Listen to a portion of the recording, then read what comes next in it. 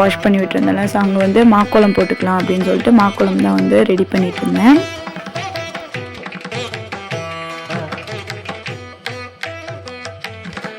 இன்றைக்கி மாக்கோலம் வந்து நான் துணி வச்சு தான் போட்டுக்கலாம் அப்படின்னு சொல்லிட்டு துணி டிப் பண்ணி தான் வந்து மாக்கோலம் போட்டிருந்தேன். இன்றைக்கி ஃப்ரைடேனால நான் வந்து தாமரைக்கோலம் தான் போட்டிருந்தேன்.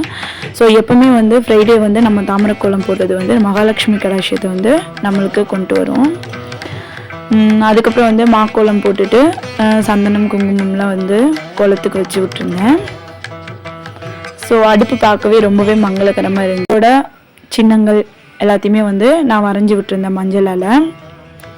ஸோ இந்த மாதிரி வந்து நம்ம இந்த சின்னங்கள்லாம் நம்ம வந்து கதவுல நம்மளோட கிச்சன் டைல்ஸ் நம்ம அடிக்கடி பார்க்குற இடத்துல வந்து இந்த மாதிரி நம்ம போடுறது வந்து நம்ம அப்பப்போ பார்க்கறதுனால நமக்குள்ளே வந்து ஒரு பாசிட்டிவ் வைப் வந்து எப்போவுமே இருக்கும்.